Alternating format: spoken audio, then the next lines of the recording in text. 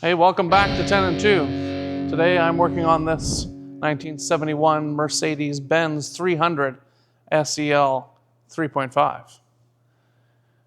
What a fabulous car, except for it doesn't drive. And it was sitting over there, and I had to push it over here and onto the hoist, which was quite an ordeal because nobody showed up to help me. I'm not complaining. I figured it out. It was in park, and when you move the shifter, not a whole lot was happening. So I jacked it up, and I rolled underneath, and I found on the side of the transmission where the shifter rod goes, and I could move it. It was very sloppy, except for when I popped the clip off, this whole rod fell out. So not only is this end loose and in need of some bushings, this end, this little plastic bushing in here, is also broken and in need of replacement. Luckily, Gord did some research on this when he bought the car and realized that this was probably going to be a problem and ordered some parts, which I have in this box right here. We'll open that in a second. And this car has a full air ride from the factory. It's pretty neat stuff. It goes up, it goes down. Let me show you around this car a little bit. Iconic Mercedes grille and emblem. And under here, got a big lurking V8 engine.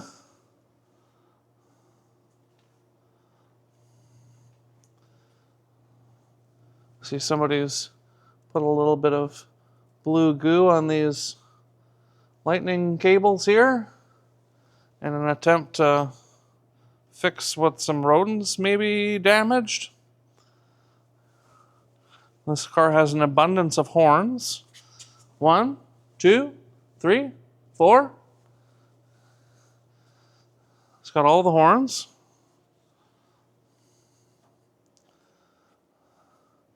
Other than that, it looks like a pretty decent survivor mobile.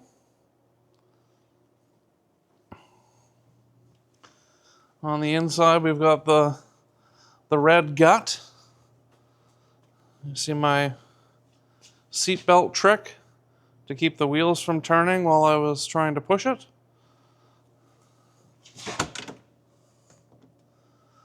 And the old vice grips for hood release.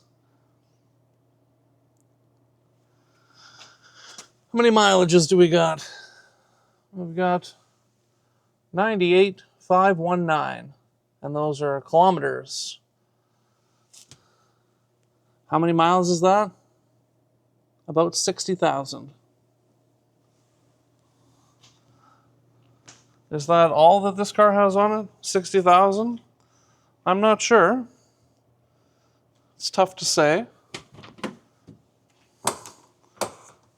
Well, somebody was riding El Presidente quite a bit and wore this seat right out. Oh, yeah, ashtray for everyone. One on each of the back doors. Power windows. Did you hear that? Wow. Power windows, sunroof, AC. Only one ashtray to share up front. What a disgrace.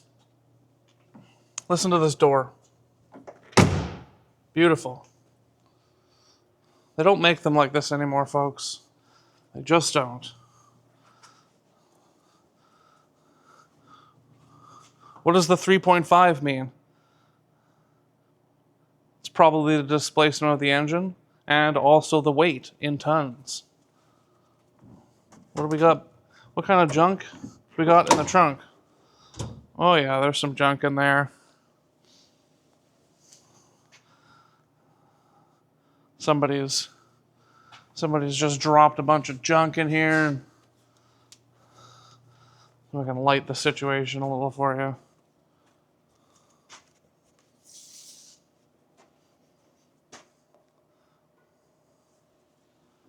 You see that? You see the giant hole in the floor? That's not good. Oh, there goes my light. The light says, no thank you. I don't want to do it anymore.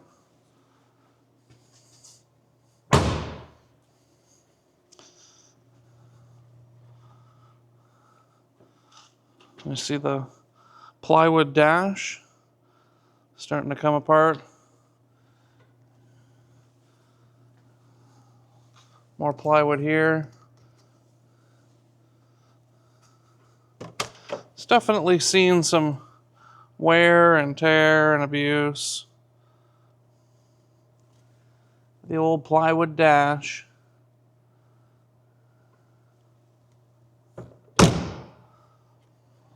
Door sure shuts nicely though.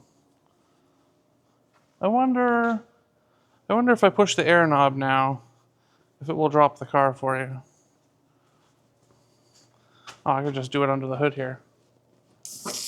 Oh, there it goes. There goes the air. It's a little slow on going down. I think the front right is going first. And there she goes, sinking away. What are you thinking about? Well, all right. This is the box of parts.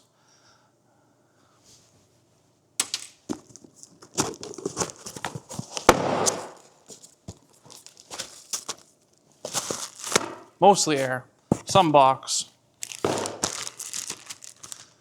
What do we got?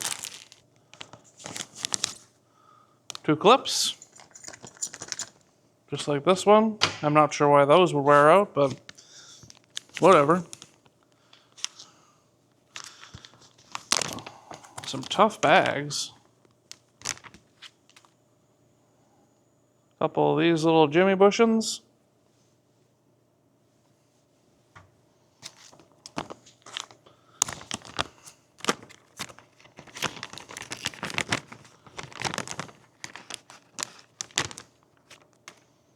And a couple of, I thought they were nylon in the bag, but they're a little bit squishy. They're like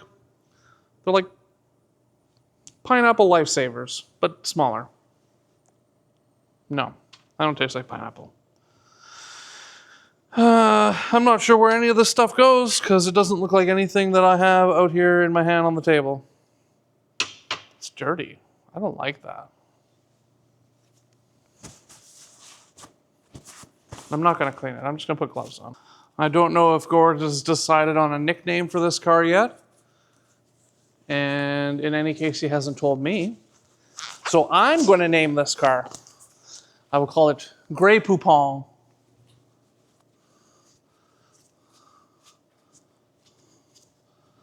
Because it's funny and you get to say Poupon.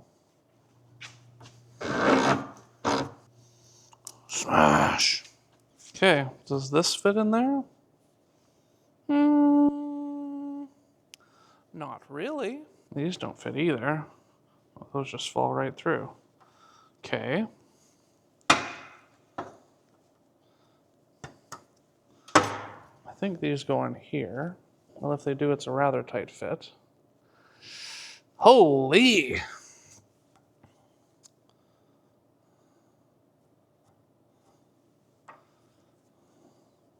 I mean, it probably should be a tight fit so it's not jangling around on the rod anymore. I just don't know. I have to try and heat those up and put them in. I don't know if they're the right thing or not. I just don't know. Well, let's have a little look-see under the car then. Okay, here we go into the mysterious depths.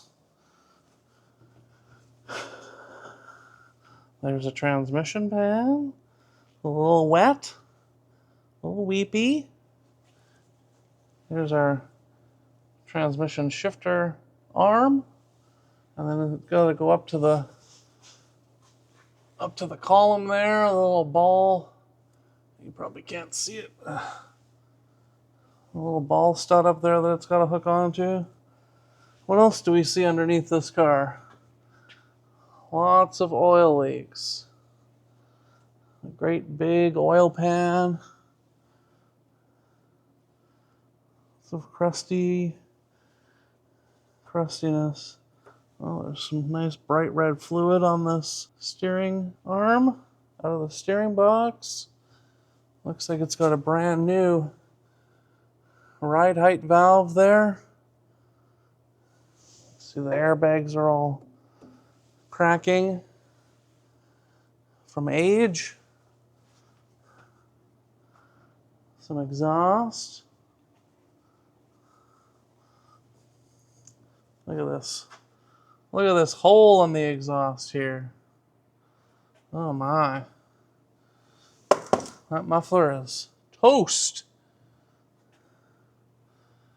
And here we have the rear end.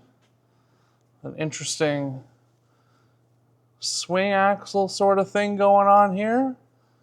I've never seen an axle like this. Very interesting concept of independent rear suspension. And here we've got the airbags again.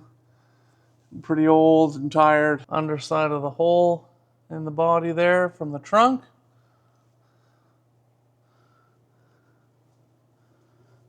Yeah. This car is pretty rough. Quite a bit of loose undercoating there. Bring this light over here. Yeah, some more loose undercoating and rust underneath of it. But let's just get this thing shifting and driving, and then we can decide where we're going to go from there. Let's see if I can get these. See if I can get these shifter bushings in. I'm not sure if they're the right ones or if they're going to work, but I feel like they're probably going to work better than the non-existent ones. So I'll give this a shot.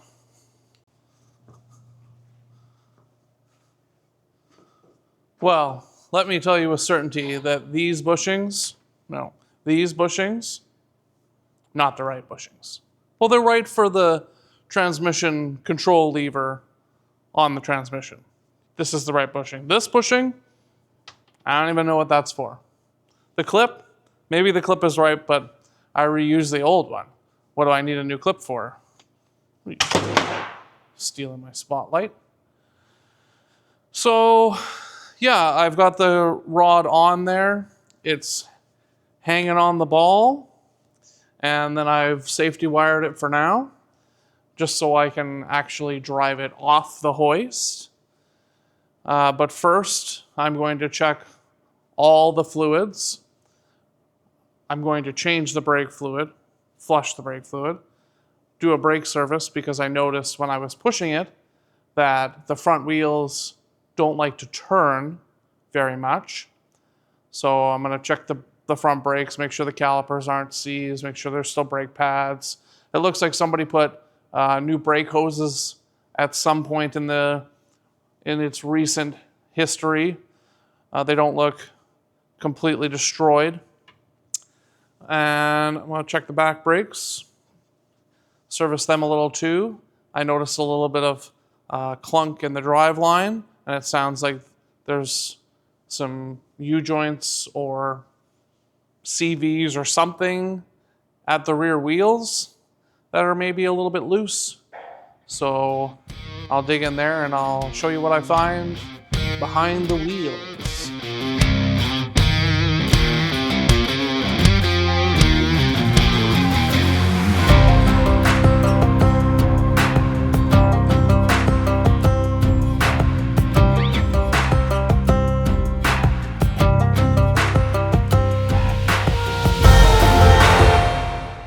Alright, so you saw me take the back tire off there, and I was surprised that it was disc brake. From underneath, I couldn't see a caliper. All I could see was backing plate and brake hose. I wasn't sure what was going on there. I was pretty sure it was drum, but it's disc. And also, you may have seen that the bleeder nipple broke off. And also the caliper is seized. Both pistons, both sides are not moving. The pads are at about 50%. The little abutment clip is broken. So I'd say the back needs brakes. Just all of them. Like, we'll just do pads and calipers and rotors. Why bother trying to machine them? They're super old and crusty. I could try, but I think it's false economy at this stage to try and machine rotors when they're probably not that expensive. I'm sure that there's also some parking brake stuff in there, and I'll probably order all that at the same time. Just do a whole refresh on the rear brakes, if that's what we decide we're gonna do. We haven't driven this car yet. We don't know what we're gonna find. And also in that front wheel, when I put it all back together, I noticed a rattling. And I thought, well, what is that? Where is that noise coming from? And when you would roll the wheel around, once in a while it would. I was kind of confused. And I did manage to sneak a little peek through the backing plate, and I saw some threads. And that is the remainder of the wheel stud, the wheel bolt threads that I suppose somebody snapped off when they were torquing to 900 foot-pounds. And it looks like what they did is they drilled into it, and it just spun right through and fell into there, and they thought, that's fine. That's gonna be fine. And then they didn't bother to put a new bolt in. So I'm gonna put that down over there because it's heavy. So we'll have to get a new wheel bolt, some new rear brakes, and we'll find out what sorts of surprises await us in here. We may yet be doing front brakes. I'm not even gonna bother taking that other back tire off. It was spinning pretty freely. It's the fronts that were causing us trouble. And if we're gonna replace them anyway, hey, look at that! Another missing wheel bolt. I tell you. Well, I'm gonna check this back one real quick here. No broken wheel bolts back there. Do we think these ones are tightened to 900 foot-pounds too? Let's see. If you could just make a little bit more noise. Timmy's poor new impact gun won't even touch these. Oh, I gotta put it down a little bit.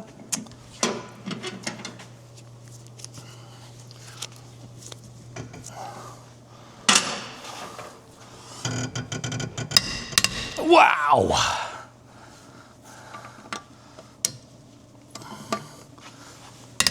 Well, that one wasn't too tight.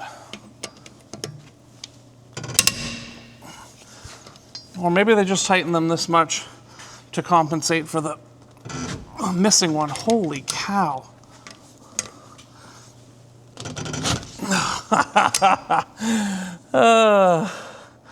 I'm going to need to find a better fitting socket. Oh. Wow. Ow. Owie. Did not like that. Did not like any part of that. There is space under this tire. That's how tight this brake is stuck. I thought the other side was bad. This is worse. Oh my. That's a lot of play in some sort of suspension component. Not good.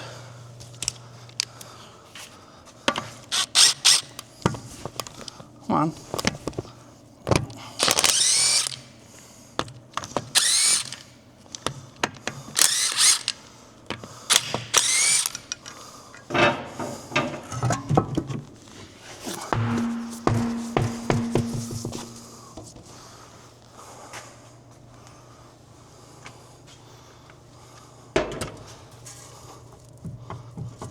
guess the upper ball joint, it's not a ball joint, the upper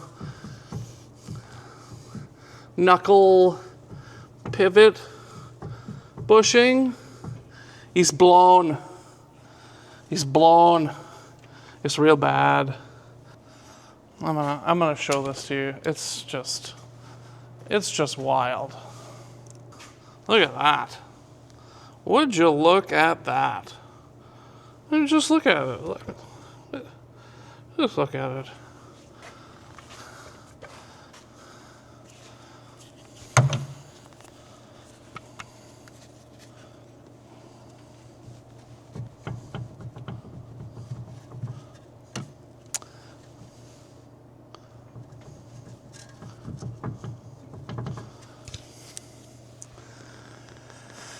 Okay, well, look at the brakes. Can you see them? Can you see them brakes? Can you see them in there? There's some brakes in there.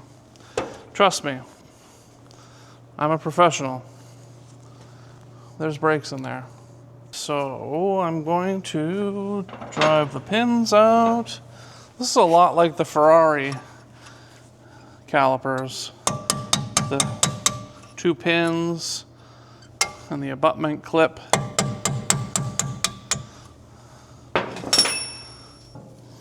Which one wants to come off first?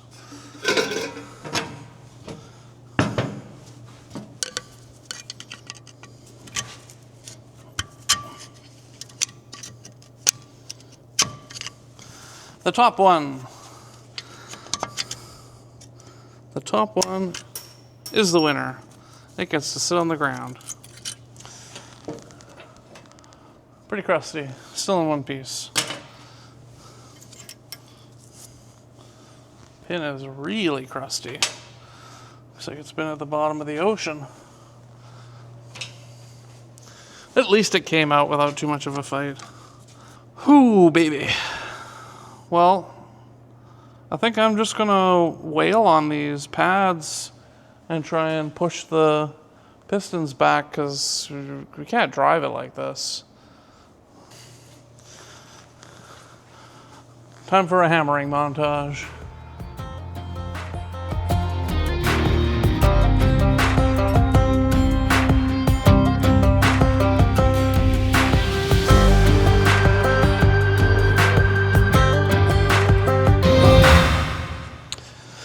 Well, I got them out.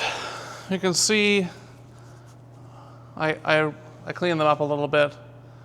I could show them to you. You can see that it's all pockmarked. It's because it got super hot. These pads are toast. But I am going to throw them back in just so we can drive it around the block, move it back and forth in the building, that sort of thing. And hopefully they don't get stuck on us again. These pistons do seem pretty seized. The rotor's got a pretty good lip to it. How's the back feel? The back feels better than the front, but for what it's worth, pads, rotors, calipers, front and rear, parking brake, stuff, shoes, springs, whatever is involved with that. Because you kind of want to be able to stop 3.5 tons of Mercedes. Otherwise, you'll have a big gray pile of gray poupon and not a lot to show for it. All you'll have is, depends on what you hit, either some tail lights, some headlights, and a bunch of rust. So I'm going to stuff these back in there and we'll call it good enough.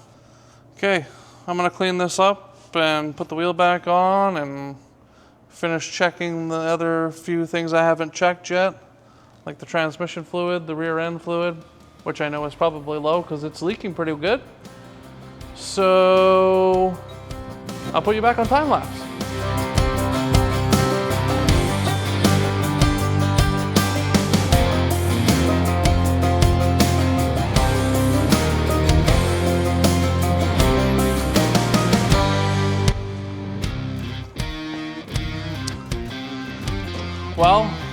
What did you think of our lovely... Well, what did you think of our lovely heap of Mercedes? The gray Poupon. It's about everything I thought it was going to be. So we're going to need front and rear brake pads, rotors, calipers, parking brake, accessories, some brake fluid, the correct upper shifter bushing, one right upper knuckle to control arm bushing, 2 wheel studs, bunch of tune-up stuff, the distributor cap, rotor, plugs, wires, all that good stuff. So if you want to find out whether or not we're going to do any of this, you'll have to like and subscribe. And you'll get notified when we put out another video about this car. It could be us upside down in a ditch. It could be a joyride through the field. Who knows? We've got to test out that air ride somehow. We'll catch you later. Take care.